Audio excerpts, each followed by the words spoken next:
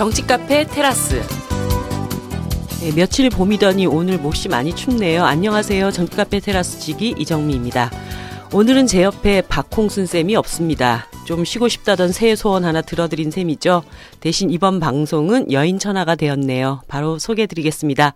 저는 여러분께 이분을 이렇게 소개시키고 싶습니다. 알싸한 여인, 알고 보면 사랑스러운 정의당의 맏언니죠. 심상정 원내대표님 나와 계십니다. 안녕하세요. 아주 오래간만에 좋은 별칭을 듣게 돼서 네. 감사합니다. 그 작년에 한번 노유진의 정치카페에 출연하신 이후에 게시판에 여러 차례 했어요. 네. 계속 좀 앞으로 나와달라는 많은 요청들이 있었습니다. 새해가 되었는데 어떻게 지금 보내고 계신가요?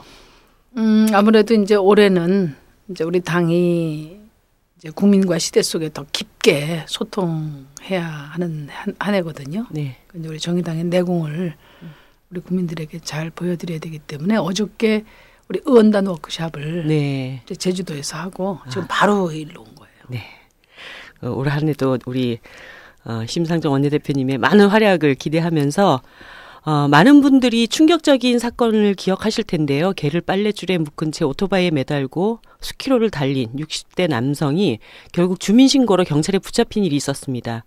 그 사람은 어차피 잡아먹을 건데 뭐가 문제냐며 오히려 자신의 행동을 정당화했는데요. 인간이 다른 생명들의 고통에 무감하고 욕구를 충족시켜주는 대상으로만 여긴다면 인간 사회에도 불행이 닥치지 않을까요? 오늘 정치카페 테라스 15번째 동물들과 더불어 함께 살아간다는 것에 대해 이야기해 보겠습니다.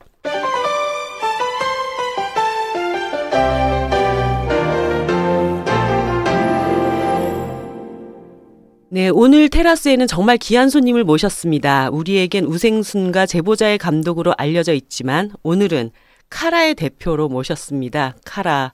걸그룹일까요? 임술래 대표님 안녕하세요. 네, 안녕하세요. 반갑습니다. 아, 카라는 걸그룹이 아니고 저도 아이돌이 아니죠. 누군가는 감독님에게 부은 카라라고 네. 얘기했다는. 김희아 씨가 저한테 뿌른 카라라고. 뿌른 카라. 네, 동물보호 시민단체 카라 대표님이시죠.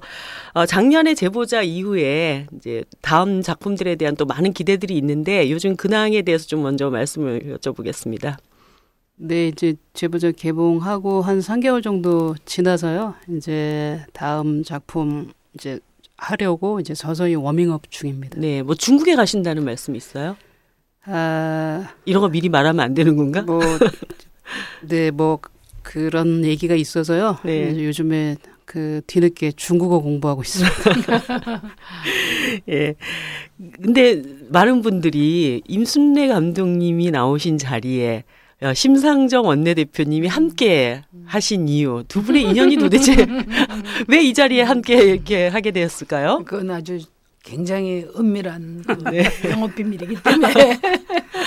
제가 원래 심 의원님 17대 처음 되셨을 때 의정 활동 하시는 거 보고 네. 그때 제가 팬이었어요. 그리고 이제 지역구 선거 하실 때 그때 우생순 막 개봉했을 때 이제 저 혼자만 아니고 뭐 우생순 제작자 이은 감독, 뭐 네. 문소리 씨 같이 심 의원님 뭐 크게 도움은 안 됐던 것 같은데 어쨌든 심 의원님 선거도 좀 도와드리고 네. 어떻게 도와주셨어요? 뭐 저야 뭐 얼굴이 팔린 사람은 아니니까 그 뭐 각각 저녁에 술 드시는 데 가가지고 안녕하십니까 심 의원님 심상정 옆에만 계셔도 듬직하잖아요. 네. 지지해 주십시오. 뭐 그리고 이렇게. 이제 제가 그 우리 임술래 감독님은 제 그 힐링 가이드세요. 네. 그래서 아주 그 영적 수양을 많이 하시는데 네. 제가 이제 꼽살이 껴서 이제 한 1년에 뭐 한두 번씩 네. 이렇게 같이 여행을 다니죠. 아주 특별하고 각별한 저에게 인연이신데. 아주 귀중한 여행이 됐어요. 네. 네. 그래서 지금 처분만 기다리고 있습니다. 또 언제 가실지. 올해도 제가 항상 영화 끝나면 좀 여행을 가는데 올해는 좀 이번 제보자 끝나고 못 가가지고 네. 네, 다음에 꼭 다시 모시고 가려고요. 그러니까 두 분의 이런 각별한 인연 이외에도 어떻게 보면 지금 동물보호 시민단체 대표로 일을 하고 계시고 오늘 심상정 원내대표님을 특별히 또 모신 이유는 2013년도였죠. 우리나라 지금 동물보호법을 동물복지법으로 전면 개정하자라는 개정안을 발의를 하셨습니다. 그래서 두 분의 어떤 이 인간과 동물과의 관계 어떻게 공존할 수 있을 것인가에 대한 고민도 또 하나로 맞닿아 있는 그런 지점이 있는 것 같아서 제가 두 분을 한 자리에 모셨는데 일단 먼저 카라라는 단체에 대한 소개가 좀 필요할 것 같아요. 네, 뭐 자꾸 걸그룹 얘기가 나오는데 사실 저희가 먼저 만들었어요. 저희 카라라는 이름을 쓴 게 2005년도부터니까 코리아 애니멀 라이츠 어드보케이트의 약자예요. 그러니까 한국 동물권 옹호 단체고요. 저희는 2002년도에 아름품이라는 이름으로 만들어져서 지금 2015년이니까 13년 됐고 보통은 이제 뭐 동물단체라고 하면 뭐 잘 모르시는 분들은 뭐 유기견, 뭐 길고양이, 뭐 요렇게 반려동물에 한해서 좀 협소하게 생각하시는데 뭐 예를 들어서 실험동물이라든지 아니면 우리가 먹는 뭐 농장동물이라든지 모피, 뭐 동물원에 있는 동물, 야생동물, 정말 동물이라는 거를 붙일 수 있는 모든 그 동물권에 관해서 저희가 활동을 폭넓게 하고 있습니다. 네. 보니까 이번에 그러니까 재작년이죠. 재작년에 동물복지법 발의하셨을 때도 거기에 핵심적인 내용 중에 하나가 동물이라는 개념, 우리가 인식하고 있는 동물이라는 개념을 더 확장을 해야 된다. 그래서 반려동물, 실험동물, 그다음에 그 농장동물이라고 하는 것을 다 다루는 그런 법안으로 바꿔야 된다고 그렇게 내용이 되어 있더라고요. 네. 예. 근데 이제 많은 분들이 사실 영화 감독 임순례가 왜 동물 보호라고 하는 동물권이라고 하는 이런 문제에 관심을 갖고 또 지금은 카라의 대표로 정말 왕성하게 일을 하고 계시잖아요. 어떤 계기를 통해서 그렇게 일을 하게 되셨는지 궁금해하실 것 같아요. 예를 들어서 심 의원님이 지금 정의당의 국회의원이 되고 정의당의 일을 보시는 게 사실은 본인의 딱 의지와 의도만으로 되지 않는 경우가 있잖아요. 저도 이 동물단체 대표는 좀 그런 것 같아요. 어렸을 때부터 동물을 굉장히 좋아하긴 했는데 동물을 위해서 제가 실제적으로 어떤 일을 하리라고는 한 번도 생각을 해본 적이 없는데 어떤 그 인연들이 이어져서 저를 이끈 것 같아요. 그래서 저는 이제 동물을 굉장히 좋아하고 개를 한 마리 키웠었는데 개를 10년 전에 이제 그 개를 잃어버리는 일이 있었어요. 그때 10년 전에 2004년도에. 그래서 그 개를 찾아다니는 와중에 아까 말씀드린 동물단체 아름품의 그 열혈 회원을 만나게 됐고 그래서 이제 인연이 돼서 카라에는 명예이사 제도라는 게 있어요. 지금도 아마 제가 생각할 때는 가장 화려한 면면이 아닐까 하는데 시장님 되시면서 그만뒀지만 박원순 시장님, 홍신자 씨, 조수미 씨, 최재청 교수, 이런 굉장히 화려한 분들이 명예이사로 계시고요. 안상수 선생님. 그래서 이제 저보고 이제 그 인연으로 명예이사를 좀 해달라 그래서 명예이사가 하는 일이 뭡니까? 그랬더니 아무것도 하는 일이 없대요. 그냥 이름만 걸면 된대요. 그래서 이름만 시작을 할 때는 그렇게 그렇죠. 발을 담그게 되죠. 그런데 정말 이름만 걸어놓고 특별한 활동을 하질 않았는데 이제 카라가 공석이 되면서 제가 아마 그쪽에서 저를 이제 제안을 했죠. 근데 이제 영화를 만드는 일과 병행하기 힘들다고 판단해서 한 2년 동안 계속 고사를 했어요. 제가 할 수 있는 일이 아니다. 그러다가 제가 2008년도에 다람살라에 가서 달라이 라마를 뵙고 그때 법회를 들었는데 그 법회에서 하신 그 수많은 말씀 중에 그런 얘기가 있었어요. 그러니까 아무리 깊은 깨달음이 있어도 그것을 실천하지 않으면 깨달음의 완성이 아니다. 그런 말씀을 듣고 그게 조금 굉장히 큰 자극제가 됐던 것 같아요. 그래서 한국에 돌아와서 조금 실천적인 행동을 하게 되면서 이제 그러면 내가 동물을 위해서 내가 나를 필요로 하는 그런 시간에 내가 내 시간을 조금 아껴서 한번 해보자. 그리고 이제 맡게 된 게 지금 5년째인데요. 지금 이제 발목이 아주 크게 잡혔어요. 그러니까 우리 임순례 감독님이 대표를 맡으신 이후에 사실 카라가 굉장히 왕성한 활동을 하고 또 저희 국회하고도 긴밀하게 결합이 돼서 여러 이제 그 법을 냈지만은 다른 법 내는 과정하고 아주 달랐거든요. 한 5차례 토론에 한 17번인가 이렇게 소세미나 이런 걸 하면서 카라가 뭐 처음부터 끝까지 사실 주관하고 컨설팅 해가면서 법안도 만들었고 의원들도 저뿐만 아니라 이제 한명숙 의원님, 진선미 의원, 또 문정림 의원, 새누리당 의원까지 같이 하셨더라고요. 같이 공동 작업이 된 거고 또 녹색당의 하승수 대표도 함께 했었어요. 그래서 뭐 이제는 이제 의원이 여러 뭐 계기가 돼서 맡으셨는지는 모르겠지만 이제는 거의 숙명이 되다시피 한 그런 상황이고 아주 그 카라 같은 단체가 있어서 정말 너무 다행이다 이런 생각을 많이 해요. 제가 국회의원이지만 우리 지역 내에서도 동물학대 관련해서 여러 가지 그 문제들이 제기되고 있는데 또 정치인은 가려야 될 게 많잖아요. 아니 뭐 가릴 수밖에 없는 게 많이 있는데 그 이제 카라가 구석구석 그런 문제들을 다 이렇게 자기 과제로 삼아서 열심히 해주시니까 제가 조금 뭐 좀 덜해도 죄송하긴 하지만은 안심이 되고 그렇습니다. 아니 그래서 제가 어저께 이제 감독님 뵈려고 더불어 숨이라고 작년에 이제 개관을 한 공간이 이제 그 마포에 있습니다. 그렇죠? 그래서 거기를 찾아갔는데 5년 동안 이제 쭉 과정을 들어보니까 뭐 한 명밖에 없었던 상근 인력이 지금은 24명이 되시고 그리고 1층에서부터 이제 꼭대기까지 정말 이 동물보호 시민단체의 면모를 확실하게 갖췄다. 그래서 보니까 뭐 후원하시는 분들과 후원 금액이 정의당하고 맞먹는 거예요. 엄청난 단체로 이제 성장을 했던데 더불어 숨이라는 공간에 대해서도 조금 더 사람들에게 소개를 시켜주시면 좋겠어요. 그 이제 뭐 한국의 동물보호 운동 역사가 굉장히 짧아요. 한 10년, 15년 그 사이인데요.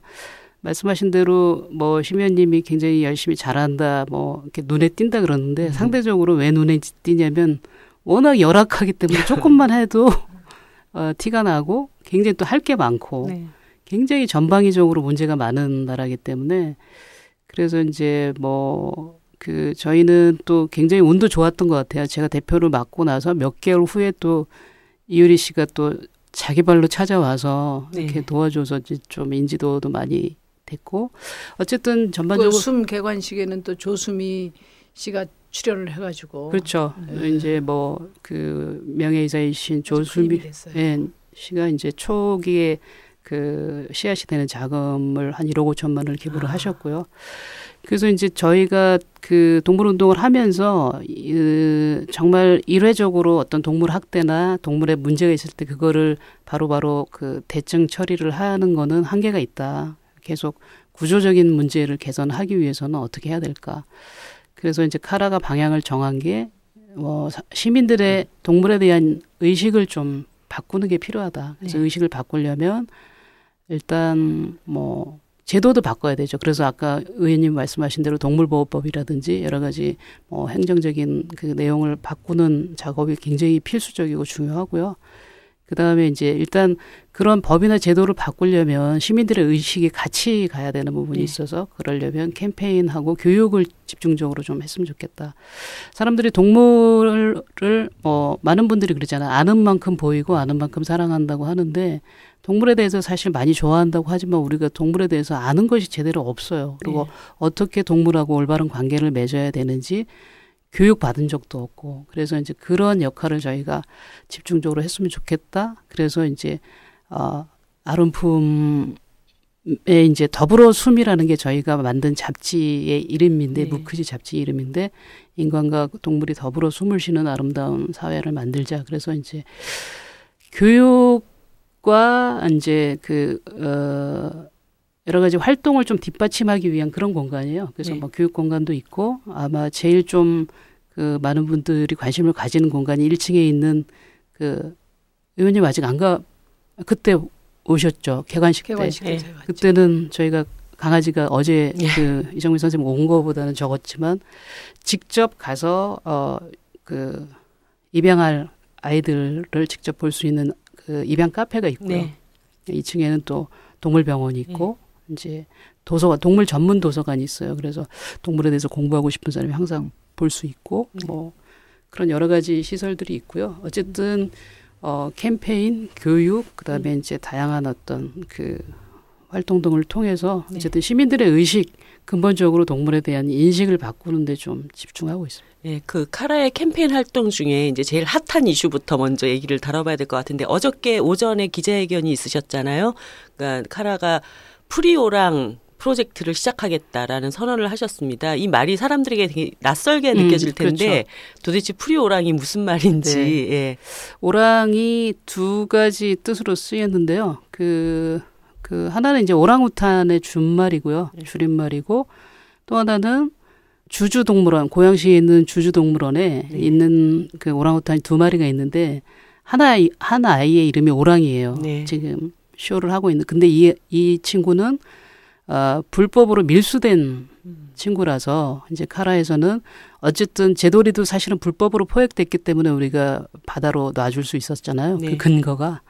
그래서 이제 오랑이를 그 동물쇼에서 사실은 근데 얘를 제도리처럼 얘가 보르네오 오랑우탄인데요. 네. 보르네오로 숲으로 보내기는 사실 좀 굉장히 어려워요. 왜냐하면 지금 보르네오도 그 밀림이 다 파괴되고 있거든요. 사람들이 다 그 과자를 만드는 원유가 팜유인데 네. 그 팜유 채취 때문에 보르네오도 지금 그 오랑우탄의 서식지가 완전히 파괴돼서 얘를 뭐 그쪽으로 저희가 돌려보낸다라기보다는 지금 있는 동물원, 주주동물원보다 좀 더 나은 그 환경으로 보내고 그다음에 지금 이 친구가 쇼를 하고 있어요. 네. 근데 이제 지금 전 세계적인 추세가 동물 쇼를 전체적으로 금지를 하는데 그 중에서도 특히 뭐 돌고래, 코끼리, 그다음에 이제 영장류 동물들은 많은 뭐 동물학자들이나 철학자들이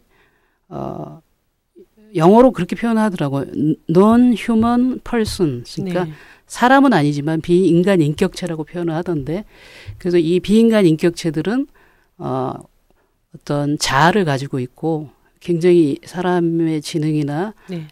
감정과 거의 흡사하기 때문에 쇼를 하는 게 뭐가 문제냐면 이제 그 오랑우탄이라든지 이 동물들이 자기네들의 자연에서 그 하는 습성의 행동을 하는 게 아니잖아요. 네.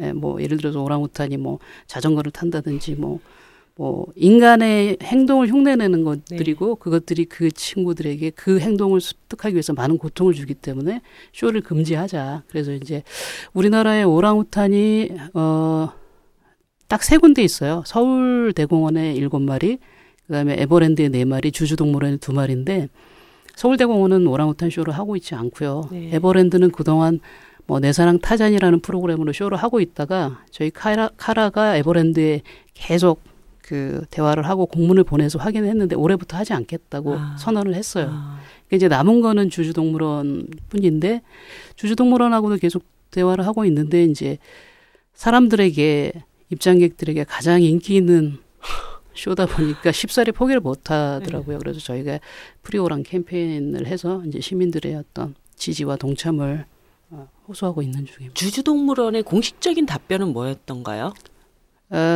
저희가 사실 지금 주주동물원하고 굉장히 이제 동물학대 문제 때문에 저희가 이제 고발도 하고 다시 그것이 그 불기소 처분이 나서 불기소 처분 때문에 그들이 저희를 오히려 명예훼손하고 무고죄 그다음에 게시물을 내리라는 가처분 신청 3건에 지금 고발을 당한 상태인데 저희들은 이제 그 오랑이의 쇼를 금지시키고 오랑이를 이제 말하자면 그 인도해 달라. 네. 어차피 불법으로 된 거니까요.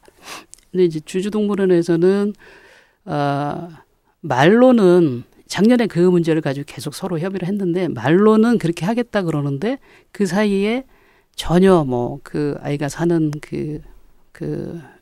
집이 뭐 개선됐다든 예를 들어서 그 오랑우탄이 숲에서 뭐 하루에 그냥 몇 킬로를 다니면서 이렇게 나무와 나무를 타면서 네. 하는 아이인데 그 친구 집에 가보면은 우리에 가보면 아무것도 없어요. 숲과 유사한 아무것도 없이. 그러니까 얼마나 고도의 지능을 가진 아이가 얼마나 하루 종일 지루하고 괴롭고 하겠습니까? 아주 좁은 시멘트에서 아무 그 숲하고 유사한 어떤 그 놀이가 없는 상태에서.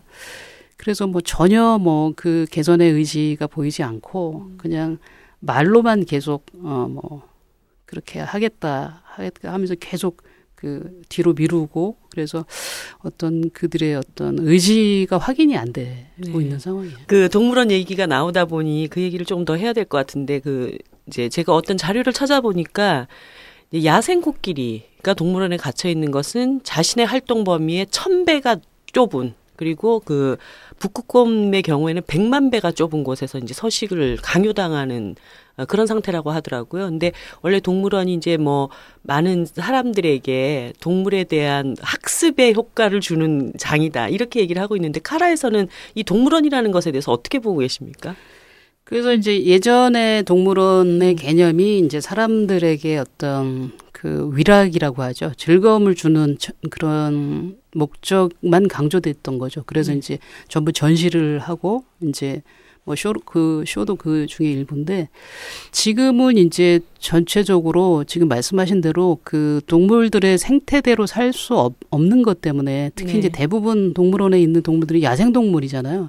그러니까 야생동물은 지금 말씀하신 대로 그 하루에 뭐 거의 활동량이 50kg, 60kg를 다 넘나드는 아이들인데 그 아이들을 아주 좁은 데서 예를 들어서 코끼리 같은 경우도 사실은 물이 있어야 되고 항상 진흙이 있어야 되거든요. 네. 그래서 물을 뿌리고 진흙 그 목욕을 하면서 자기 피부를 보호하고 피부를 건조하게 하는 걸 막는 건데 지금 그런 것들이 전혀 한국의 동물원에서는 그 연구가 그 뭐라고 해 적용이 되지 않은 경우들이 굉장히 많아요. 이게 우리를 칠 때부터 그다음에 그 아이들을 관리하는 분들이 그런 전문적인 어떤 그 지식이나 이런 것들이 많이 부족하고 그래서 이제 지금 전체 뭐 전 세계적으로 동물원의 기능이 뭐 그리고 이제 문제가 다 자연으로 돌려보낼 수 없는 게 이제 동물원에서 태어난 2세대, 3세대 동물들이 있기 때문에 그 아이들을 또 숲으로 야생으로 돌려보내는 건 또 굉장히 리스크가 있기 때문에 그래서 예를 들어서 뭐 멸종위기의 동물들을 종보존을 한다든지 그다음에 이제 사람들에게 동물과 교감할 수 있는 어떤 교육의 장으로 쓰인다든지 그래서 생태 위주의 생태동물원 위주로 전부 다 그 리모델링을 하고 그다음에 쇼 같은 건 하지 않고 사람들이 훨씬 더 그 동물들하고 좀 자연스러운 상태에서 경험할 수 있도록 그런 위주로 지금 동물원들이 전부 변화해 가고 있어서 이제 한국의 동물원에 대해서 이제 카라가 그런 방침을 그래서 계속 이제 여러 동물원들하고 동물원들을 어떻게 개선시킬 수 있을지 굉장히 대화를 많이 하고 있어요. 그러니까 이제 그래서 정치권이나 국회에서 해야 될 일이 이제 점점 많아진다고 보는데요. 그러니까 시민 우리 이제 1000만 지금 반려동물 시대고 또 저가 우리 뭐 아주 세세한 데까지는 모르지만 지금 그 카라와 같은 시민운동, 동물보호운동도 상당히 활발하게 진행이 되고 있는데 이런 것이 이제 구체적인 제도나 또는 우리 제도나 법을 제정하는 과정에서 공론화되면서 또 국민들의 인식도 폭넓게 변화될 수 있는 거거든요. 근데 정치권이 가장 이제 뒤떨어져 있어요. 근데 예를 들면 뭐 서울대공원이라든지 아까 그 에버랜드라든지 이런 데는 이제 아무래도 저 큰 규모고 또 국민들의 여론을 신경 쓸 수밖에 없고 그래서 이게 정치권에서 쟁점이 되고 국민들이 공감이 되면 이게 개선될 가능성이 매우 높죠. 근데 이제 아까 주주동물원 같은 경우는 그러니까 그 민간이 하는 거고 작은 규모고 하다 보니까 이제 더더욱 그 열악한 조건 속에서 동물들이 어려움을 겪고 있고 또 시민단체의 요구나 이런 것들도 상당히 소통이 쉽지 않은 그런 그 단점들이 있습니다. 네, 뭐 사설동물원도 좀 문제가 되는데 지방의 왜 중소도시 지자체들에서 운영하는 예전부터 있었던 동물원들의 뭐 연간 예산 이런 것들이 정말 뭐 연간 2억 원밖에 안 돼서 걔네들 뭐 사료값도 안 된다든지 얼마 전에 뭐 불과 뭐 1, 2주 전에 부산에서 태어난 뭐 호랑이가 새끼 낳고 자기 새끼를 잡아먹은 적이 있었잖아요. 그 단적으로 뭐냐면 그 아이들이 엄청난 스트레스를 그 안에서 갖고 있다는 거거든요. 그래서 동물원은 사실 지금 의원님 말씀하신 대로 이제 한국 사람들이 그 반려동물뿐만이 아니라 지금은 야생동물이나 동물원 그 동물에 대해서도 예전보다는 굉장히 인식이 많이 향상이 됐는데 법이나 제도가 그걸 못 따라가는 거예요. 그래서 예를 들어서 오랑이도 예를 들어서 이제 그 몰수 판정을 내릴 수 없다는 그 검사의 불기소 이유 중에 정말 우리가 보면은 기가 찬 건데 뭐가 있냐면 이게 예를 들어서 정식으로 수입을 하게 되면 그 수입 목적이 있잖아요. 뭐 연구, 뭐 전시, 뭐 이런 식으로. 근데 오랑이는 밀수를 했기 때문에 밀수한 당시에 어떤 목적으로 수입됐는지 알 수 없기 때문에 지금 무엇을 하든 우리는 처벌을 할 수 없다. 이렇게 법이 그 인과관계가 굉장히 어처구니 없게도 뒤떨어져 있어요. 그러니까 모든 저기에 있어서 야생동물이든 뭐 동물원. 그래서 지금 장하나 의원은 이제 그 동물원법을 개정하려고 하는데 지금 그 저희가 이제 뭐 아까 동물복지법 관련해서 뭐 4분의 의원실하고도 있고 장하나 의원 그다음에 뭐 다른 의원들이 뭐 다른 단체하고 하는 게 제가 어제 기사를 봤더니 동물 관련해서 법이 지금 15개가 상정이 돼 있는데 전부 다 그냥 계류돼 있는 상태예요. 네. 워낙 지금 한국에 그쵸. 뭐가 그 많으니까 사건 사고가 많으니까 이제 항상 밀리는 거죠. 우선순위에 있어서. 그래서 이제 그게 항상 좀 그 활동을 하는 입장에서는 좀 많이 아쉽죠. 네. 분발하겠습니다. 조금 뭐 이게 법 개정 관련된 얘기는 조금 뒤에 더 다뤄보기로 하고요. 카라에서 지금 진행하고 있는 여러 가지 일들 중에 좀 큰 카테고리별로 좀 하나씩 얘기를 해봐야 될 것 같은데요. 일단 아까 이제 프리오랑 프로젝트는 반드시 또 시민들의 많은 참여를 통해서 우리 오랑이가 좀 더 자유롭게 생활할 수 있도록 그렇게 노력했으면 좋겠고요. 이제 소위 반려동물 범주에서 좀 얘기를 해보자면 유기견, 그 다음에 이제 길고양이 이런 것에 대한 카라의 특별한 어떤 대책이나 활동 이런 것들은 어떤지 소개를 해주시죠. 지금 이제 카라에서 유기동물 관련해서는 저희가 동물등록제가 시행이 된 지가 이제 좀 몇 년 됐는데 아직 그 정부에서 기대하는 만큼의 실효는 못 거두고 있어요. 근데 올해 이제 저희가 좀 동물등록제를 좀 강력하게 유기동물을 방지하기 위해서 조금 더 적극적으로 좀 추진을 할 생각이고요. 그 다음에 이제 그 유기견뿐만이 아니라 이제 반려견과 관련해서 카라에서 주요하게 하는 활동이 사실 번식장하고 경매장이에요. 그래서 많은 분들이 그 자기의 반려견이나 혹은 반려묘를 구입할 때 정말 저희가 펫샵이라고 하죠. 네. 뭐 펫샵은 뭐 충무로에도 있고 요즘에 동물병원에서도 파는 경우도 있고 요즘에 또 대형 마트에서도 막 팔고 있는데 그 아이들이 실은 어디에서 오는지를 알아야 되는 게 그 굉장히 열악한 환경에서 그 아주 소규모의 뭐 농장에서 아주 열악한 환경에서 그 뭐 종견이라고 하죠. 네. 아빠개 그다음에 모견이라고 하죠. 엄마개는 평생 이제 그 안에서 갇혀서 교배와 출산만 하는 거죠. 근데 이제 보통 강아지들이 한 2달 정도 있어서 이제 엄마 젖을 떼는데 그 사이에 이제 2달 동안 충분하게 엄마 젖을 먹어야 이제 그 면역력이 향상이 되고 그 사이에 엄마로부터 이제 많은 교육을 받게 되는 거죠. 야, 뭐 어떻게 하면 안 된다, 짖으면 안 된다, 어떻게 하면 짖어야 되고 꼬리를 어떻게 치고 이런 거 자연스럽게 엄마로부터 습득을 하고 그다음에 형제들하고 서로 물고 뭐 놀고 장난하면서 서열 정리도 하고 이러면서 말하자면 사회화의 과정을 거치게 되는 게 그게 8주까지의 그 과정인데요. 대부분 펫샵에서 나오는 애들이 그 두 경로를 다 박탈당하고 한 4주 정도 되면 엄마한테 띄어져 나와요. 그러니까 심리적으로 건강 뭐 육체적으로 다 안 좋고 그래서 그런 아이들이 그래서 저희가 펫샵에서 샀는데 뭐 조금 와보면 비실비실하고 병에 걸리고 뭐 그러면 뭐 환부를 받기도 하고 또 병원에 다니다 보면 또 병원비가 너무 비싸잖아요. 그러니까 유기가 되기도 하고 그래서 그리고 이제 너무나 과잉 생산이 되고 그 어떤 생산 과정에 있어서 어떤 지금 거의 다 신고 허가 제도가 아니라 신고 제도예요. 그리고 신고도 안 한 농가들도 많고요. 그래서 지금 저희가 그 동물보호 활동을 하면서 가장 큰 딜레마가 뭐냐면 이 동물들의 복지나 관리를 그 동물 입장에서 그 허가하고 관리하고 해야 되는 주무 부서가 농림식품 축산 정식 이름 하도 많이 바뀌어가지고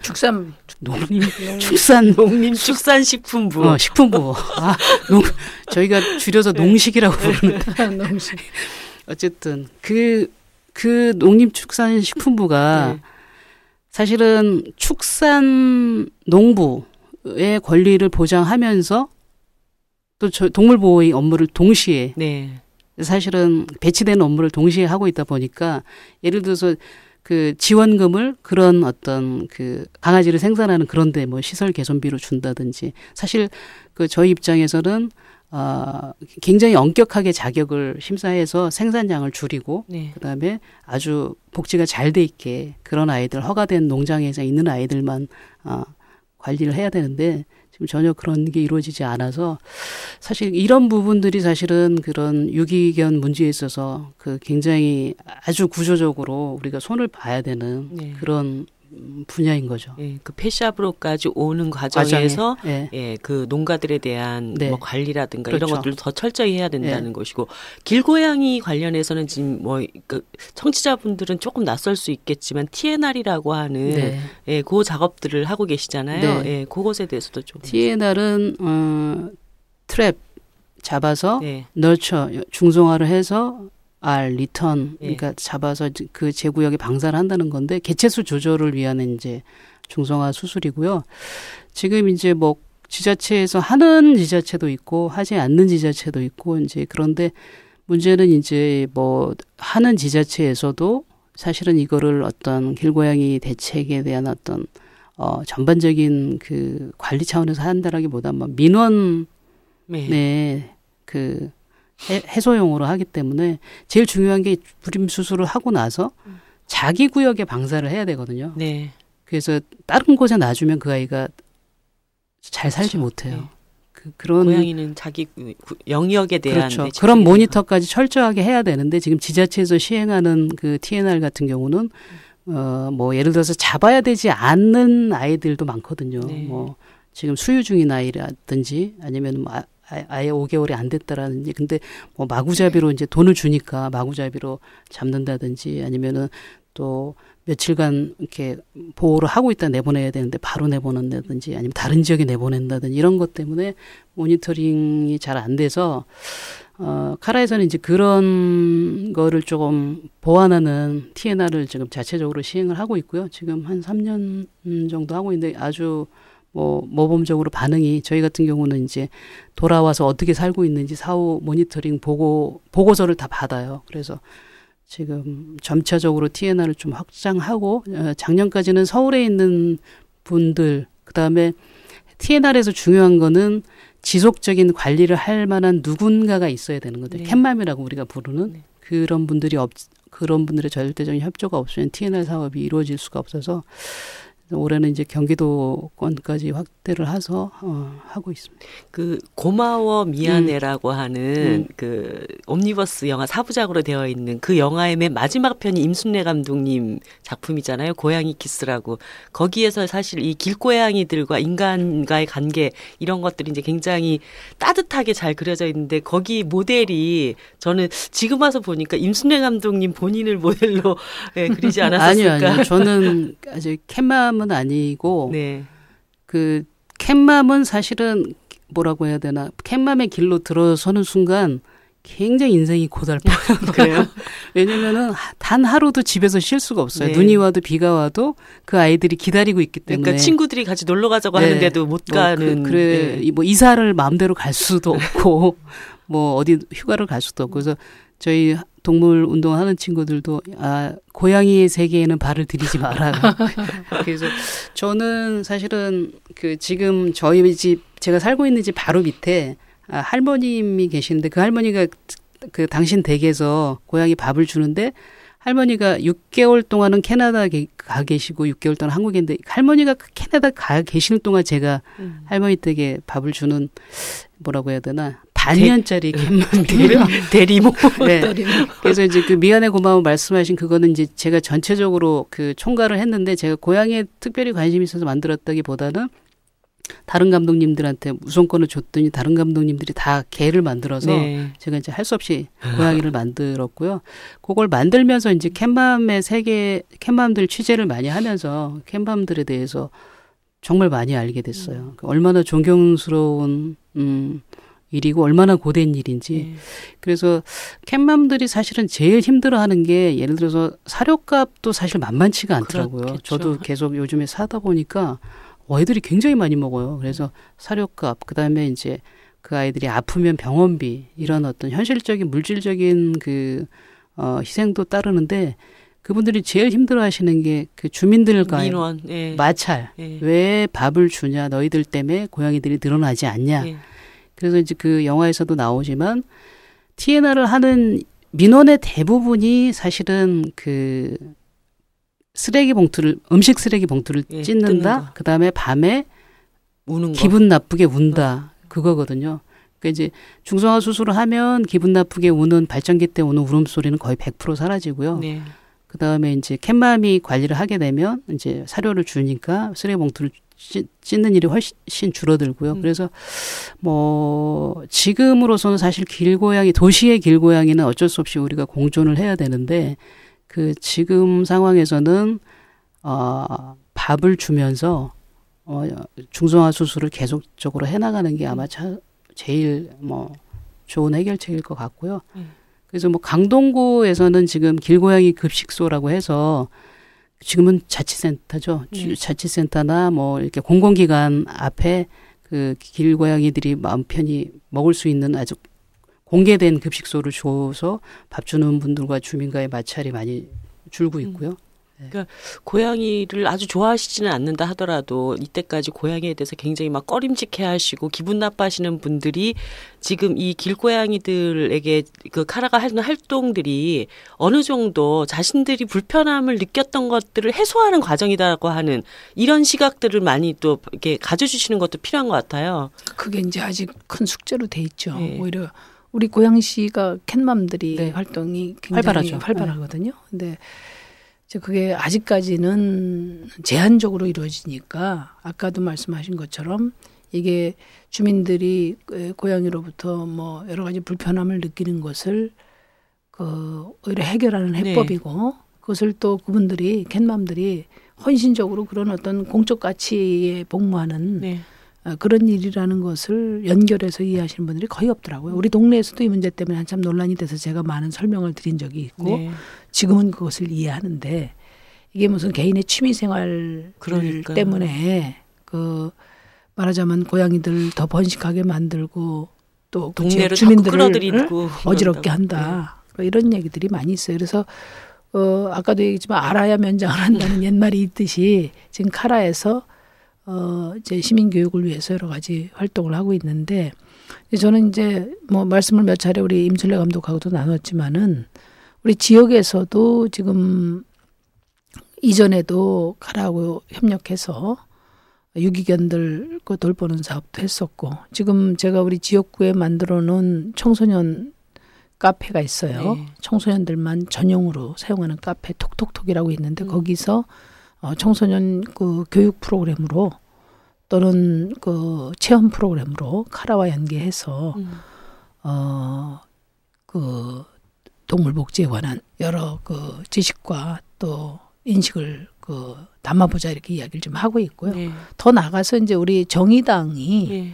각 지역에 아직은 뭐 좀 취약하기 때문에 본격적으로 결합되기 어렵다 하더라도 이제 우리 당 사업으로 뭐 카라를 비롯한 또 여러 동물 운동을 하시는 그런 그 크고 작은 소 그룹들이 많이 있거든요. 네. 지역사회에.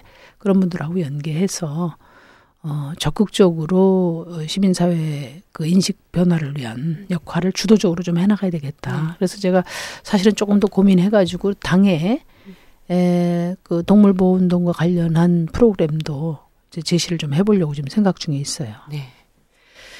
네, 어쨌든 뭐 그래도 한때는 도둑고양이였는데 이제는 길고양이 정도 수준 된 것만 하더라도 상당히 많은 인식이 이제 변화됐다고 보여지는데 더 많은 또 노력들이 필요한 것 같아요. 그럼 다음번 얘기를 좀 해보려고 하는데요. 감독님은 지금 채식주의자십니다. 그렇죠? 예. 그러니까 우리가 이런 얘기를 하는데 예전에는 동물을 농장에서 키웠는데 지금은 공장에서 키운다라는 얘기를 합니다. 이제 공장식 축산이 가지고 있는 이 문제만 다루더라도 이건 상당히 이제 심각하고 큰 문제일 텐데요. 지금 그 공장식 축산에 대해 헌법소원을 제기해 놓고 계시죠? 예, 그 내용이 어떤 건지 좀 말씀해 주시죠. 네, 저희가 이제 이것도 2013년인데 녹색당하고 카라가 이제 그 공장식 축산에 대해서 이제 저희가 헌법소원을 네. 제기한 상태고요. 사실 이제 밀집식 공장 축산이 이걸 방치함으로써 이제 어떤 시민들의 건강이라든지 어쨌든 환경 침해라든지 이런 것들이 너무 과다하다. 그래서 이제 그런 취지로 하는데 사실은 뭐 저희가 한국 사회에서 엄정한 이거보다 훨씬 엄정하고 중대한 일들도 처리가 제대로 안 되고 있는데 이것을 저희가 승소하겠다라고 뭐 생각해 본 적은 없고요. 만약에 승소를 한다면 정말 아주 정말 세계사의 길이 남을 그 뭐 사법적인 판결이 될 텐데 어쨌든 뭐 캠페인 차원에서 이제 뭐 제기를 한 부분도 있고요. 근데 이제 이 공장식 축산에 대해서 이제 저희가 사실 동물의 복지나 동물권에 관해서 많은 얘기를 하는데 사실 어떻게 보면은 실험 동물도 있고 아까 말씀드린 동물원의 동물도 있고 뭐 야생 동물도 많이 이제 그 서식지가 파괴됨으로써 고통을 받고 있지만 사실 절대적인 수나 어쨌든 절대적인 그 환경 조건으로 보면 사실 농장 동물이 가장 심각하고 가장 그 끔찍한 동물 학대의 그 주범이거든요. 근데 그리고 우리가 일상생활에서 아마 동물과 가장 밀접한 관계를 맺고 있는 게 사실은 농장 동물일 거예요. 아마 고기를 먹지 않고 하루를 보내기는 굉장히 어렵지 않을까. 근데 우리가 사실은 야채 같은 거는 굉장히 유기농 네. 전농약 이런 걸 굉장히 신경 쓰면서 사실은 육류나 이런 부분에 있어서는 별로 그렇게 네. 관심을 안 갖는 것 같아요. 그래서 그 밀집식 그 공장식 축산은 사실은 엄청난 항생제와 뭐 엄청난 그런 호르몬 때문에 그것들이 사람의 건강을 엄청 침해하고요. 또 이제 동물들에게는 말 못할 고통을 당연히 주는 거고 그걸로 인해서 또 지금 아직도 해결되지 않은 뭐 해마다 발발하는 뭐 그 대규모 전염병들 네. 뭐 구제역이라든지 AI라든지 이런 것들은 사실은 이 공장식 축산이 그 만들어낸 어떤 질병이거든요. 너무나 열악한 환경에서 뭐 그 동물들이 자연적인 어떤 저항력이 전혀 없이 면역력이 없으니까 그런 대규모의 질병을 유발할 수밖에 없고 결국은 그런 질병들이 뭐 인간에게도 치명적인 그 위협이 되고 그리고 그 사실은 뭐 우리나라만의 문제는 아니고 전 세계적으로 사실은 사람의 인구수보다 더 많은 뭐 거의 한 250억 마리의 어떤 가금류와 뭐 사지동물이 있다라고 그러니까 우리가 키우는 동물이 있다라고 하는데 이 동물들이 내뿜는 어떤 메탄가스의 양이 사실은 뭐 자동차가 내뿜는 그런 이산화탄소보다 훨씬 더 네. 많다라고 하는 거는 이미 벌써 많은 사람들이 공유를 하고 있는 정보고 그게 당연히 뭐 대기만 오염시키는 게 아니라 토양도 오염시키고 네. 그 토양의 오염을 통해서 또 바다도 오염, 물과 뭐 바닷물도 다 오염을 시키고 그러다 보니까 이게 사실은 그리고 이제 그 수많은 그 동물들을 키우려다 보니까 뭐 물도 사실은 그 소 한 마리를 키우는데 예를 들어서 10,000리터의 물이 필요하대요. 그러니까 정말 끔찍하게 많이 필요한 건데 그러니까 뭐 지하수도 고갈이 되고 많은 그 곡류를 또 먹여야 되다 보니까 뭐 아마존의 밀림이라든지 이런 게 거의 70% 이상이 지금 다 파괴가 됐다라고 하고 그 사람이 만약에 그만큼의 동물을 키우지 않는다라고 하면 뭐 한 40억의 인구가 먹을 만큼의 곡물을 동물들이 먹고 있는 거니까 기아 문제도 침해를 하고 있고 그러니까 사실 우리가 너무 과다하게 먹는 육류로 인해서 동물들의 고통은 물론이고 이것으로 인해서 지구온난화라든지 지구의 환경 파괴라든지 혹은 또 다른 어떤 기아 문제를 제3세계의 사람들이 그 기아에 허덕일 수도 있고 굉장히 심각한 문제거든요. 그래서 사실 모든 사람들이 채식을 한다는 건 사실 불가능한 설정인데요. 좀 줄여야 되지 않겠는가. 제가 여기 오기 전에 저 사실 엄청 찔려 저는 굉장히 지금 민감한 데서 발언하셨는데 지금 그 말씀하시는 중에 이제 메탄 이야기를 하셔서 제가 얼마 전에 뉴질랜드를 갔다 왔는데 이른바 방구세 파동이 있었어요. 거기에 불결은 됐는데 네. 그래서 이게 무슨 소리냐 그러니까 염소를 많이 아직 염소가 아니라 양을 많이 키우잖아요. 근데 양이 끼는 방구에서 나오는 메탄이 차에서 나오는 매연 20배를 넘는다는 거예요. 그래서 제가 거기 그 국회 환경위원장을 만났을 때 그러면 탄소가 아니고 메탄이 도대체 전체 환경오염에 어느 정도 저 비중을 차지하냐니까 30%를 차지한대요. 그러니까 너무 심각하니까 양 길러서 저 수입을 버는 그 농장주들에게 세금을 부과하려고 하다가 강력하게 저항을 해가지고 됐는데 문제는 이제 지금 말씀하신 것처럼 우리가 이야기하는 광우병 문제라든지 구제역이라든지 또 조류독감 이게 다 공장식 사육 맞습니다. 체계 때문에 비롯된 것이죠. 그리고 근데 이 문제가 이제 우리나라로서는 축산농가 이해관계 때문에 쉽게 제기되지도 않고 제기를 해도 정치권에서 누구도 반응을 안 하고 있는 상황이지만 국제적으로는 지금 미국이나 캐나다나 이런데 또 특히 OIE라고 세계 동물 보건기구 있잖아요. 거기서는 그 가이드라인을 다 이렇게 지금 제시를 하고 있어요. 한 가지 단적인 예가 우리가 EU하고 FTA를 체결하는 논의 과정에서 우리 이제 통상 팀들은 일반 의제들에 대해서 많은 준비를 하고 갔는데 갑자기 EU 팀에서 우리 동물 학대를 거론한 거예요. 그래서 대한민국의 닭은 아주 좁은 공간에서 사육되고 도축하는 것도 불투명하고 그렇기 때문에 우리가 수입할 수 없다. 이렇게 해서 축산 방법에 대한 문제 제기를 했거든요. 그래서 이게 아마 EU 같은 데서 또 호주나 뉴질랜드 같은 데서 이 문제를 이제 전면적으로 제기를 하고 있기 때문에 오히려 국내적인 어떤 문제 제기보다 국제적인 여러 FTA를 비롯한 협약 과정에서 동물복지 문제가 점점 비중 있게 다뤄질 겁니다. 네. 그래서 우리 내부적으로도 준비를 해야 되고요. 맞습니다. 맞고요. 그래서 이제 지금 EU에서는 지금 말씀하신 이제 배터리 케이지라고 해가지고 닭을 아주 좁은 지금 여기 저희 종이 있지만 요 A4 어떤 자료에서는 A4 한 장 혹은 A4 반장이라고 하는데 그렇게 밀집돼 있거든요. 날개를 피지도 못할 정도로. 계란 낳는 기계 같은. 네. 그래서 이제 그걸 저희가 배터리 케이지라고 하는데 배터리 케이지를 철폐하고 유럽 연합에서는 이미 철폐가 됐고요. 그다음에 이제 스톨이라고 해가지고 보시면은 이제 돼지를 아주 좁은 기구에 움직이지 못하게 그렇게 하는 걸 이제 스톨이라고 하는데 그 두 가지를 벌써 다 폐기했고 그래서 이제 저희 카라에서도 아까 말씀드린 것처럼 채식 운동을 하는 것도 중요하지만 일단 농장동물에 있어서 주력 사업을 하는 게 이제 배터리 케이지 사육하고 스톨을 폐지하자 이제 지금 이제 아주 구체적인 목표는 그렇게 정하고 있고요.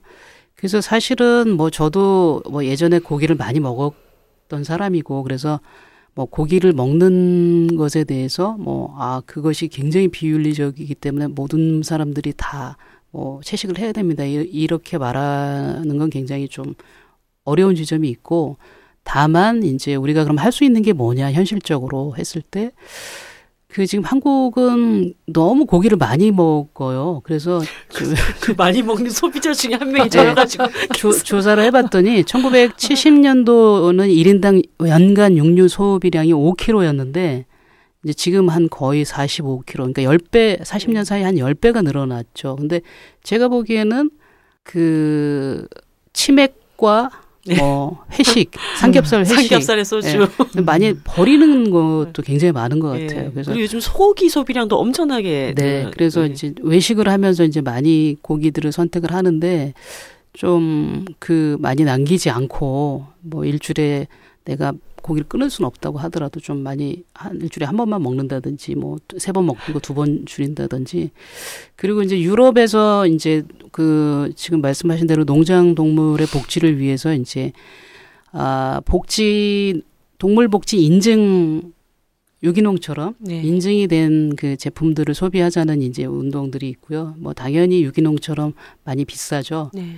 그래서 이제 한국은 지금 아직 달걀에는 농장 동물 복지가 인증된 달걀이 생산이 되고 있는데 돼지고기하고 소고기는 그거를 요구하는 조건을 갖추려면 이제 굉장히 뭐 정부의 지원도 필요하고 시설비가 많이 하는데 수지타산이 안 맞는 거죠. 그래서 돼지 같은 경우는 지금 농장 한 군데만 인증이 되고 있어요. 대한민국에 네, 딱 한 군데예요. 그래서 이제 앞으로 이런 부분들이 좀 동물단체에서는 더 확산이 되도록 사람들이 유기농을 비싼 돈 주고도 사 먹는 것처럼 동물복지로 생산된 고기에 대해서는 내가 조금 더 비싼 값을 치를 의지가 있다. 이런 것들이 확인이 돼가고 있는 추세니까 그런 것들을 확장하고 근데 이제 말씀하신 대로 이 고기를 많이 먹는 것이 과연 이 동물에 대해서 혹은 이 우리가 살고 있는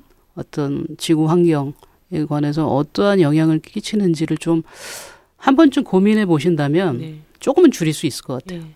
아니 사실 이제 저도 고기를 굉장히 많이 먹는데 밀집형 농장에서 닭들이 서로가 스트레스가 극도로 달해가지고 서로를 쪼아서 살해하는 뭐 이런 일들도 벌어지고 뭐 돼지 농장 같은 경우에는 항생제를 엄청나게 투입하는데 그걸 다 소화를 시키지 못해서 항생제가 그대로 다 이제 변으로 또 나와서 그 안에서 또 이상한 병균이 발생하고 이런 일들이 벌어진다고 하더라고요. 근데 막상 내가 먹는 싸고 많이 먹을 수 있는 그 음식들이 어떻게 제조돼서 나오는 것인가를 생각해 보면 소비량을 더 줄이고 그래서 그런 공장식 축산 제도가 조금씩 그렇게 많이 생산하지 않아도 되는 그런 사회로 가야 되는데. 그러니까 이제 굉장히 어려운 게 지금 뭐 전부 농축산까지도 다 지금 전면적인 개방으로 가고 있잖아요. 네. 그러니까 국내의 축산업을 어떻게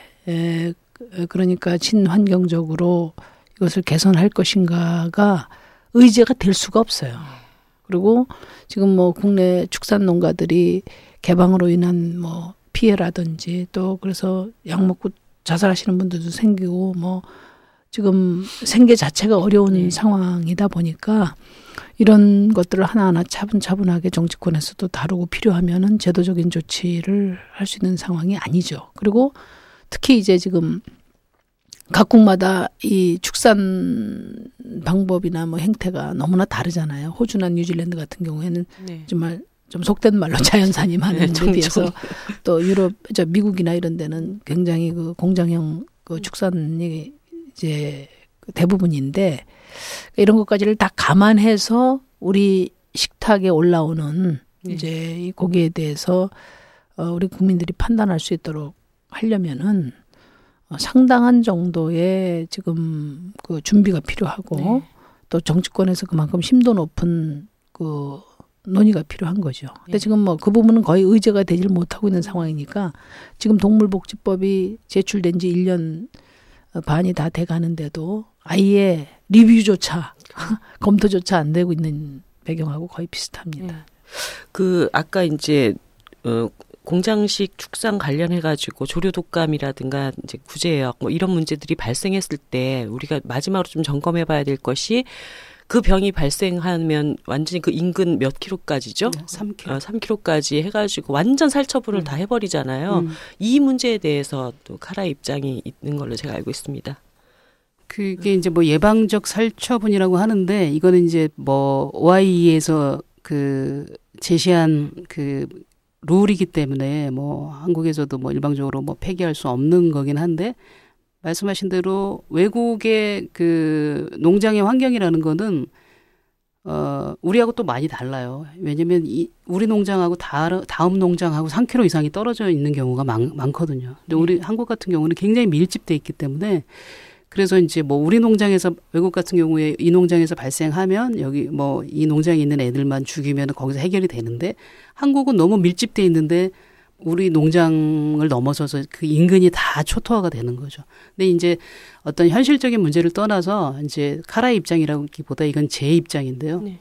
이제 어떤 윤리적이고 어떤 생명을 좀 뭐 더 그 가치를 두는 어떤 제 입장에서 보면 반경 3km 이내라고 하더라도 만약에 뭐 구제역이 발생했으면 내 피를 뽑아다가 그게 병에 걸렸는지 안 걸렸는지 키트 검사를 해봐가지고 걸렸으면은 뭐 할 수 없이 죽임을 당하지만 걸리지도 않았는데 3km 이내에 엄한 애가 좀 걸렸다고 해서 내가 다 몰살을 당해야 되는. 그래서 지금 아까 그 한계에 있었던 그 돼지 농장 거기가 이제 복지가 인증된 유일한 돼지 농장인데 정말 깨끗이 관리되고 어떤 가장 건강한 대한민국에서 아마 가장 건강한 돼지 농장이었는데도 불구하고 그 이웃에 네. 3km 이내에 발생했다는 이유만으로 다 몰살을 당한 경우도 있어요. 그래서 이 문제가 이제 뭐 어떤 개별적인 케이스를 다루기보다 지금 한국식의 축산을 하면 매년 구제역과 AI를 효과적으로 차단할 수가 없어요. 지금 한국의 어떤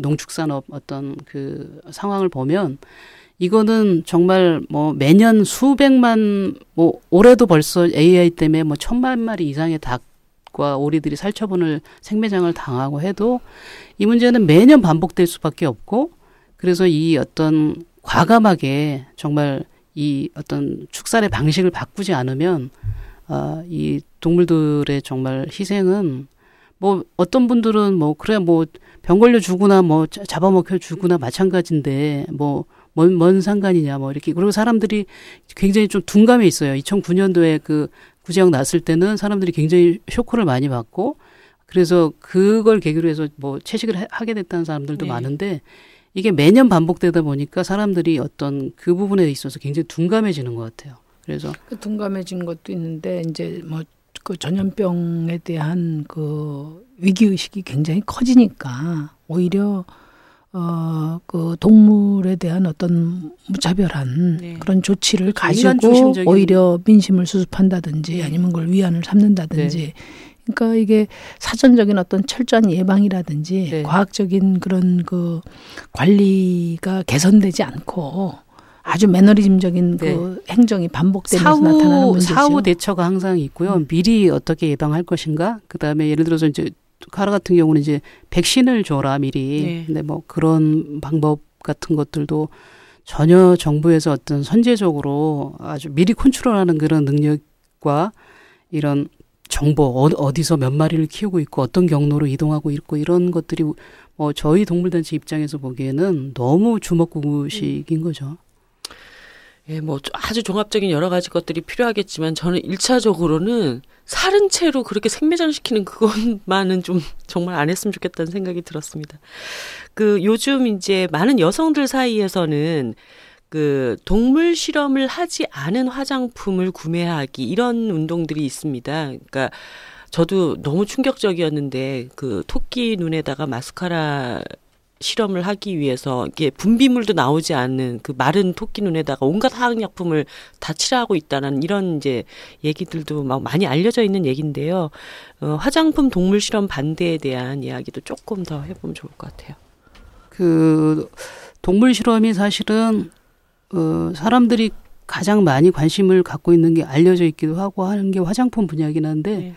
사실은 우리가 상상하지 못하는 엄청난 분야의 네. 그 동물들이 실험이 되고 있어요. 네. 그래서 가장 아마 은밀하게 감춰져 있는 부분이 동물 실험일 것 같아요. 네. 그 안에는 저희가 들어가기가 굉장히 어렵고 어떤 방식으로 몇 마리가 실험이 되고 어떻게 처리가 되는지에 대해서 상당히 비밀스럽게 진행이 되고. 어디는 뭐 1억 마리까지 얘기를 하더라고요. 1년에 1억 마리. 예, 1억 마리가 지금 실험되고 있다라고 하는 게 정설이고요. 네. 그래서 이제 카라에서는 일단 우선적으로 많은 사람들이 이제 일상생활에서 가장 많이 접하는 화장품 동물 실험 반대 운동을 하고 있고 사실 지금 화장품 같은 경우는 그 거의 중국을 빼놓고는 거의 동물 실험을 하는 회사는 많지가 않아요. 네. 유럽에서는 이미 그 그 동물성 원료가 들어있는 것들이 다 금지가 된 상태고 한국도 지금 웬만한 화장품은 중국에 수출하는 화장품은 중국에서 요구하는 것 때문에 계속 그 실험을 하고 있지만 한국 내에서 이제 유통되는 것들은 거의 이제 아직 법으로 제정되진 않았지만 이제 거의 현실적으로는 많이 하고 있지 않다. 왜냐하면 이제 그 화장품 원료로 쓰이는 거의 모든 것들이 이미 이제 안정성 테스트가 끝났기 때문에 네. 그 재료만을 이용해서 충분히 만들 수 있다 이런 거고요. 그래서 그 많은 분들이 관심을 가지고 있어서 카라에서는 착한 화장품 리스트라는 걸 만들었어요. 그래서 이제 이 화장품 이 브랜드는 동물 실험을 하지 않는 거라고 저희가 이제 보증을 해주는 거죠. 네. 그래서 구매할 때 참조로 하면 되고 저희 카라 홈페이지에도 나와 있고 이제 저희가 또 스마트폰에서 또 받아볼 수 있는 어플도 만들었고 네. 그래서 지금 동물 복지라든지 이런 부분에 있어서 젊은 여성들 특히 젊은 세대들의 그 관심은 상당히 많이 향상이 돼 있고요. 네. 윤리적인 소비 그러니까 아직 뭐 채식을 선택하는 사람들도 뭐 많지는 않지만 뭐 증가일로에 있고요. 동물의 어떤 그 복지를 위해서 그 다음에 이제 착한 화장품을 쓴다든지 아니면 모피를 뭐 사용하지 않는다든지 이런 식의 어떤 그 윤리적인 소비에 대해서 관심을 갖고 있는 층들이 많이 늘고 있어요. 그 굉장히 좀 고무적인. 네. 그 외에도 뭐 특별히 감독님께서 카라 활동과 관련해서 조금 더 소개시켜 주시고 싶은 내용 있으시면? 사실은 개인적으로는 아까 심 의원님도 이거 농장동물 이거 뭐 해결하기가 쉽지가 않은 문제다라고 말씀하셨지만 저는 개인적으로 그거보다 더 어려운 문제가 있어요. 바로 개식용 문제. 개를 먹는. 네. 반려동물. 참, 이 우리나라의 정말 문제적인 그 논쟁 중에 하나죠. 네, 그렇죠. 개뿐만이 아니라 고양이도 저희가 식용으로 그 먹는 문화라고 말하긴 그런데 그런 습성이 아직 있어서 이제 많은 분들이 그거를 한국의 전통 문화인데 그거 왜 그러냐 이렇게 말씀하시는 분이 있는데 문화든 습관이든 관습이든지 시대가 변하면 당연히 변화를 하는 게 당연한 건데 이상하게 개고기 문제에 관해서는 그걸 꼭 고수를 하려고 하는 그 이상한 어떤 민족주의가 좀 많이 아쉬워요. 예전에 브리지트 바로도 언니께서 한 말씀 하신 그 여파가 아직까지 가는지 모르겠는데 대한민국에 정말 얼마나 많은 문화가 모든 게 바뀌었습니까? 정말 상상을 예를 들어서 그 먼 과거까지 가지 않더라도 불과 30년 전, 50년 전에 한국의 어떤 문화를 생각해 보면 지금은 정말 천지개벽을 할 정도로 많은 것들이 바뀌었는데 이상하게 개고기 문제에 관해서는 그걸 꼭 먹어야 되겠다라고 얘기를 하시는 분들이 많아서 사실 저희가 농장 동물의 복지에 대해서 중요한 거는 사람이 인간이 어차피 잡식이기 때문에 모든 사람이 채식으로 전환할 수는 없지만 조금 바람직한 방향은 먹는 동물의 가지수를 좀 줄이고 이전에 먹지 않던 거는 새롭게 먹지 말자. 그래서 한국에서 예를 들어서 예전에 말고기 같은 건 잘 먹지 않았잖아요.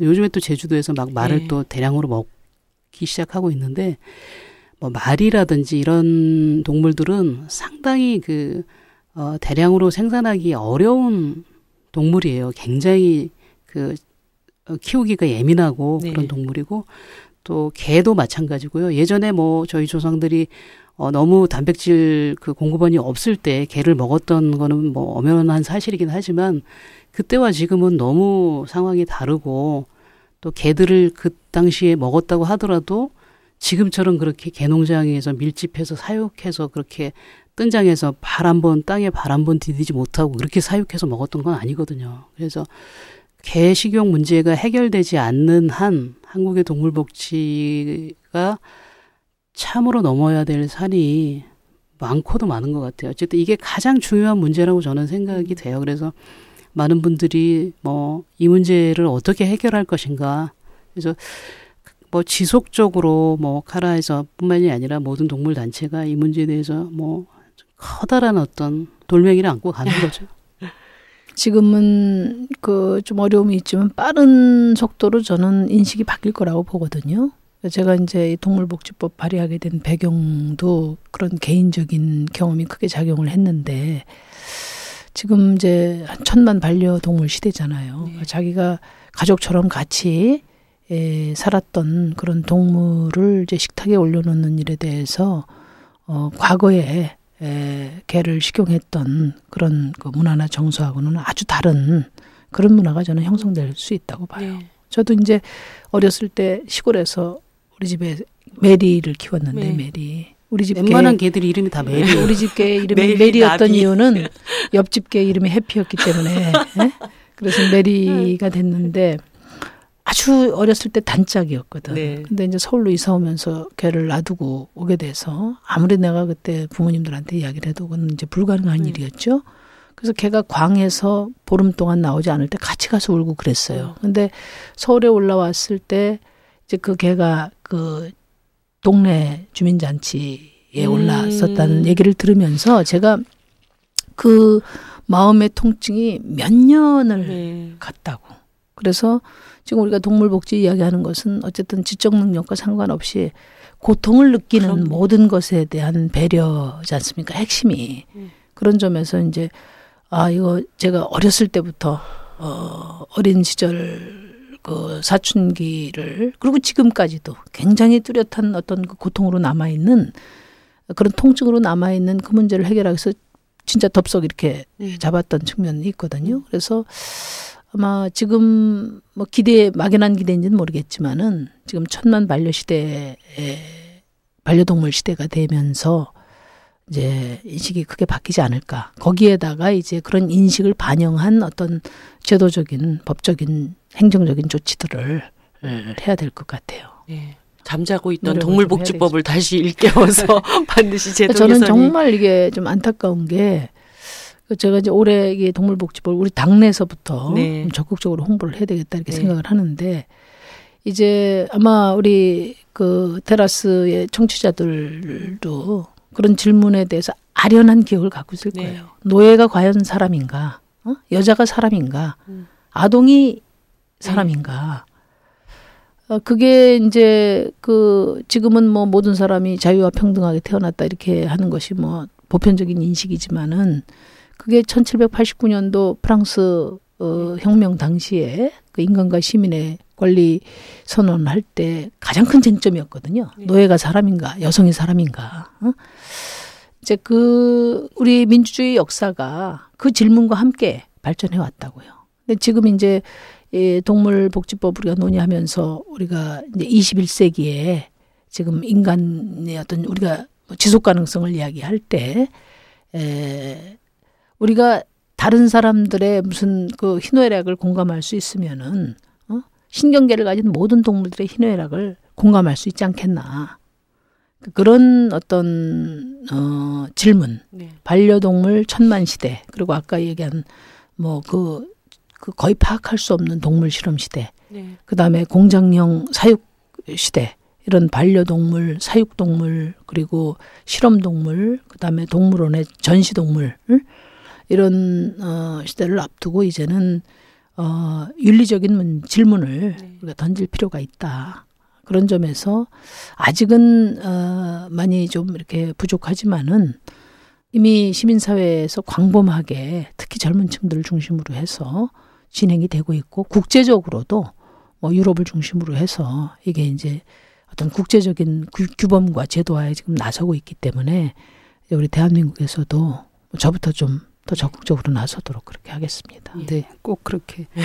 뭐 지금 정말 중요한 말씀 해주셨는데 흑인과 뭐 여성과 아동이 어떤 우리가 동등한 권리를 가진 주체로 인정받지 못했던 게 그렇게 오래된 과거도 아니거든요. 네. 100년이죠. 100년 여성이 네. 참정권을 갖게 된 게 100년이에요. 우리나라도. 그래서 이제는 이제 21세기에 이제는 동물의 차례가 왔다. 네. 이 말에 굉장히 공감을 하고요. 인간이 동물하고 공감하는 그런 공감 지수가 더 깊어지고 많아질수록 뭐 상대적으로 그게 다른 인간에 대한 혹은 다른 약자에 대한 어떤 배려와 네. 그런 그 감성으로 되돌아올 거라고 생각합니다. 그러니까 이제 제가 이 법을 이렇게 발의하고 다른 사람들한테 설명하고 할 때 이제 항상 부딪히는 질문이 그겁니다. 그러니까 뭐냐면은 지금 최소한의 노동권도 보장이 안 돼 있는데 고양이와 개 복지를 말한다는 게 쉬운 일은 아니에요, 우리 현실에서. 그런데 이것을 이제 전부 이게 선호 문제로 바라보기 때문에 그런 것인데, 그 좀 뭐 마하트마 간디가 잘 말씀하셨지 않습니까?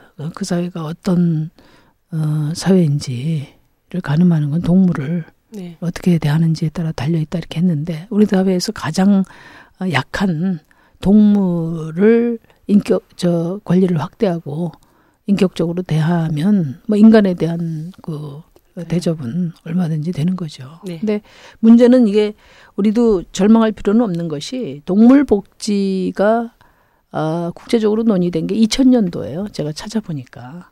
그래서 그때 당시에 그 WTO에서 농축산 그 위원회에서 그 논의할 때 EU가 동물 복지 그 제안서를 내면서 이제 논의가 되니까 지금 뭐 한 15년 정도 됐잖아요.